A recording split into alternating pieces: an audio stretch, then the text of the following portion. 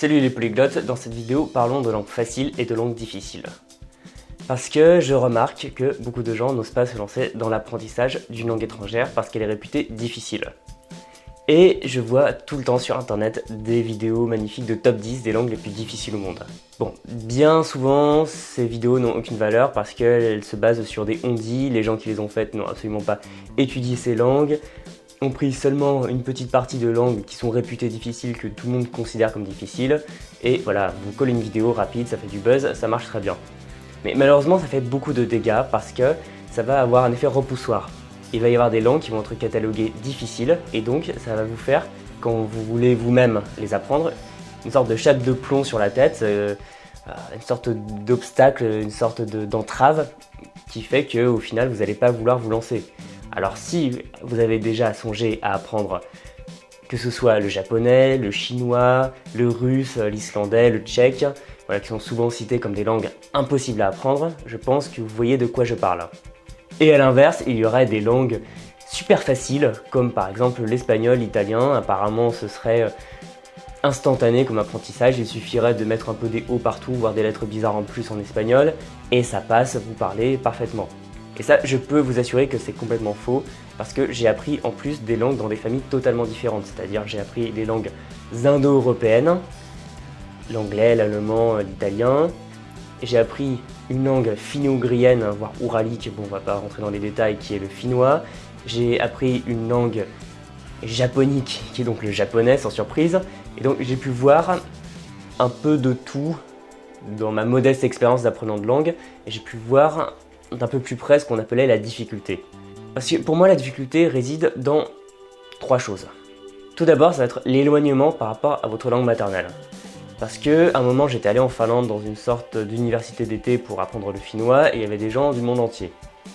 Et ce que j'ai pu remarquer c'est que autant le finnois de base est une langue qui me semble assez difficile car très différente du français, elle ne fait même pas partie de la famille indo-européenne, et j'ai pu voir des gens qui venaient de Carélie, c'est-à-dire la région tout au nord de la Russie, autour par exemple de Petrozavodsk si ça vous dit quelque chose, et donc qui parlaient plutôt russe de langue maternelle, mais qui connaissaient un peu le carélien.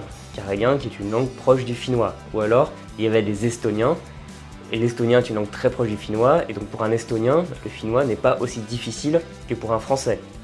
Donc en fait finalement, c'est tout un critère d'éloignement par rapport à la langue maternelle. Et c'est pour ça qu'on considère par exemple que l'espagnol ou l'italien sont des langues faciles.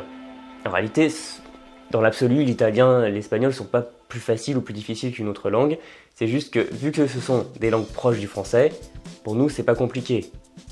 Mais à l'inverse, imaginez un japonais qui apprendrait l'italien, c'est pas spécialement facile comme langue pour lui.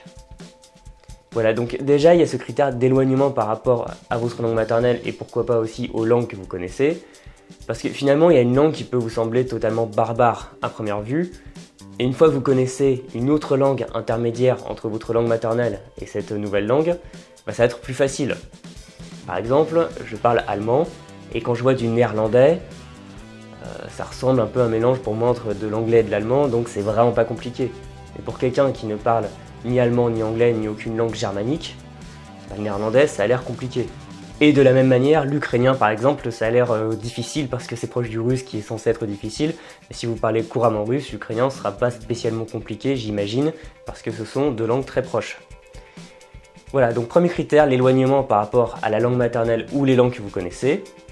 Ensuite, deuxième critère, ça va être le critère un peu personnel. Parce que en fait, ce que j'ai remarqué, c'est qu'il y avait des apprenants qui n'étaient pas tous logés à la même enseigne par rapport à certains éléments d'une langue.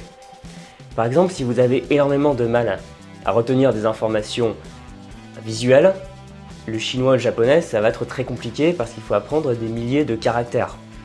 A l'inverse, si vous êtes super fort naturellement pour retenir ces infos visuelles, ça sera facile pour vous. Ou autre chose, la prononciation. Il y a des gens qui ont plus ou moins bonne oreille, qui sont plus ou moins capables de reproduire certains sons rapidement. Moi j'ai vu des gens qui entendaient le R rouler la première fois dans leur vie, ils arrivaient à le faire. Moi ça m'a pris un peu plus de temps, faire ce fameux R auquel je vais sans doute consacrer une vidéo. Voilà, c'est vraiment des choses très personnelles qui font que il y a des éléments d'une langue qui vont sembler très difficiles à une personne A de langue maternelle française par exemple, est très facile à une autre personne B, aussi de langue maternelle française. Donc voilà, tout le monde n'est pas logé à la même enseigne et j'ai pu voir que y a des éléments qui semblent faciles pour les uns et difficiles pour les autres, et donc vous allez sans doute trouver certains éléments faciles et d'autres difficiles, et ça ne sera pas basé vraiment sur des critères objectifs, ça sera comment vous allez vous débrouiller. Troisième critère, c'est ce que je peux appeler les critères de difficulté objectifs. Donc ils sont à relativiser parce qu'on l'a vu, en fonction des langues que vous connaissez, ces critères de difficulté vont pas forcément être des difficultés pour vous. Par exemple, les déclinaisons du russe ne vont pas vous sembler si difficiles si vous avez déjà vu des langues avec des déclinaisons assez importantes. Mais malgré tout, c'est quand même des éléments à retenir. Par exemple, au niveau de la distinction des genres, le finnois est objectivement plus facile que l'allemand. Parce qu'en finnois, il n'y a pas de genre, il y a une sorte de neutre pour tout le monde. Et pour l'allemand, il y a le féminin masculin neutre, le didardas. Donc ça, ce sont des critères de difficulté, tout comme par exemple le nombre de phonèmes. Par exemple, j'ai pas le nombre exact, mais en hawaïen, il y a très peu de phonèmes, donc on peut en déduire que globalement, objectivement, la prononciation de l'hawaïen est plus facile que certaines langues dites Khoisan, de la famille Khoisan du sud-ouest de l'Afrique, où il peut y avoir jusqu'à une centaine de phonèmes différents, une centaine de sons différents qu'il va bien falloir apprendre, et qui en plus ne seront pas forcément en français. Donc ça, ce sont des critères à peu près objectifs qu'on peut quand même déterminer, ce qui fait que oui, on peut trouver que certaines langues sont plus difficiles que d'autres. Par exemple, je connais pas mal de gens justement qui apprennent le russe et qui m'ont dit que c'était une des langues qui leur avait posé plus de problèmes. Par exemple, quelqu'un m'avait dit une fois, j'ai appris le chinois jusqu'à un très bon niveau, globalement j'ai trouvé que c'était du par cœur. J'ai appris le russe jusqu'à un très bon niveau aussi, ça m'a demandé beaucoup plus d'efforts. Donc là, encore une fois, c'est difficile de démêler en fait ce qui est aussi de l'ordre du personnel. Peut-être que cette personne avait plus de facilité à apprendre certains éléments du chinois que des éléments du russe. On n'en sait rien en fait.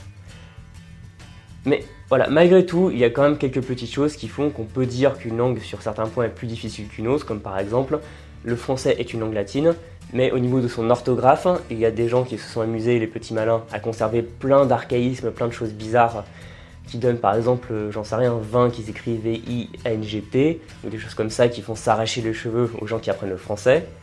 Alors que par exemple l'italien est beaucoup plus simple au niveau de son orthographe qui est très prévisible. Une fois qu'on a posé ces trois critères de difficulté entre guillemets, franchement qu'est-ce qu'il en reste ? Je vais vous avouer qu'en fait il n'en reste pas grand chose, et même en fait vous en fichez. Pourquoi ? Parce que, est-ce que vous allez vraiment vous empêcher d'apprendre une langue qui vous intéresse parce qu'elle est réputée difficile ? Est-ce que par exemple, j'en sais rien, vous voulez apprendre le chinois et vous vous dites « Non, le chinois, j'ai lu sur internet que c'était difficile, c'est pas fait pour moi, je vais plutôt apprendre l'espagnol à la place parce qu'on m'a dit que c'était facile. Bon, je m'en fous un peu l'espagnol personnellement, mais bon, vu que c'est facile, je vais apprendre ça. » Bien sûr que non. Sauf si vous avez vraiment envie d'apprendre des langues juste pour apprendre des langues, je suppose que vous avez envie de réaliser un certain objectif personnel, que ce soit découvrir la culture ou vous expatrier ou je sais pas quoi, qui fait qu'à un moment vous avez le besoin ou vous avez l'envie d'apprendre cette langue. Et donc finalement c'est pas la difficulté qui va déterminer le choix de la langue, ça va être ce que vous avez envie de faire dans la vie. Et si ce que vous avez envie de faire dans la vie implique d'apprendre des langues réputées difficiles comme l'islandais, le chinois, le russe, et apprenez ces langues-là, tant pis. Parce que en plus, à un certain niveau, il n'y a pas vraiment de langue facile ou difficile. Parce que je commence à me débrouiller un peu en italien, je peux vous dire que, franchement, bon, c'est pas compliqué d'apprendre l'italien quand on est français, mais pour atteindre vraiment un très bon niveau, on sort vraiment des phrases idiomatiques, on comprend toutes les structures un peu alambiquées que peuvent parfois produire les Italiens, et on se rend compte qu'il y a des petites choses qui résistent, il y a des petites choses qui vont vous donner du fil à retordre, même dans une langue réputée facile. Et finalement, on revient toujours à la même chose, on revient à votre méthode d'apprentissage, c'est-à-dire que, pour moi, je considère que toutes les langues s'apprennent à peu près de la même manière, même si elles ont toutes leurs spécificités, leurs petites excentricités, toutes les langues sont uniques, mais bon, pour apprendre une langue, ce qui fait la différence, c'est la méthode. Et en fait, si vous avez la bonne méthode, et surtout si vous vous y mettez maintenant, au lieu de tergiverser, de vous dire je m'y mettrai dans un an parce que c'est trop difficile pour moi maintenant, vous allez y arriver, forcément. Donc peut-être que vous allez vous casser les dents sur l'écriture, sur les déclinaisons, sur la conjugaison, sur le nombre de genres, sur plein de choses.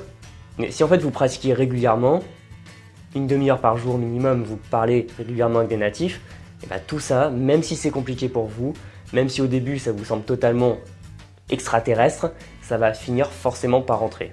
Donc tout simplement, la conclusion de cette vidéo, c'est ne vous ruez pas sur les langues faciles parce que les langues difficiles vous font peur. Apprenez les langues qui vous intéressent, même si elles sont réputées difficiles. Et dans l'absolu, il n'y a pas vraiment de langue facile ou difficile, il y a quelques critères de difficulté, mais bon, qui se contrebalancent. Par exemple, je sais pas, le finnois c'est réputé difficile parce qu'il y a plein de déclinaisons, il y a la racine des mots qui change dans certaines déclinaisons, ça c'est horrible, mais à la fois la prononciation est super simple, il n'y a pas de genre. En fait, vous voyez, toutes les choses s'équilibrent. Donc, même s'il y a des critères de difficulté à peu près objectifs, je pense pas que dans l'absolu les langues soient difficiles ou plus faciles. En plus, ça impliquerait qu'il y ait des peuples qui soient plus intelligents que d'autres, enfin ce qui serait à peu près absurde, on est d'accord. Donc voilà, si vous avez envie d'apprendre une langue, si on vous dit sans arrêt c'est difficile, tu n'y arriveras jamais, allez-y, pratiquez et apprenez cette langue avec méthode et avec régularité. Soyez exigeant avec vous-même, par exemple sur les points de grammaire qui peuvent vous sembler bizarres, allez-y quand même. Sur la prononciation qui peut vous sembler difficile, faites l'effort d'apprendre la phonétique, etc. Et ça finira forcément par marcher.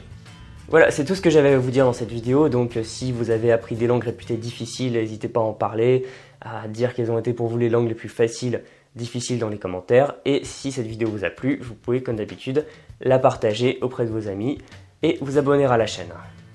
Et pour ma part, je vous souhaite bon courage dans l'apprentissage de votre langue cible, qu'elle soit facile ou difficile pour vous, et je vous dis à très bientôt.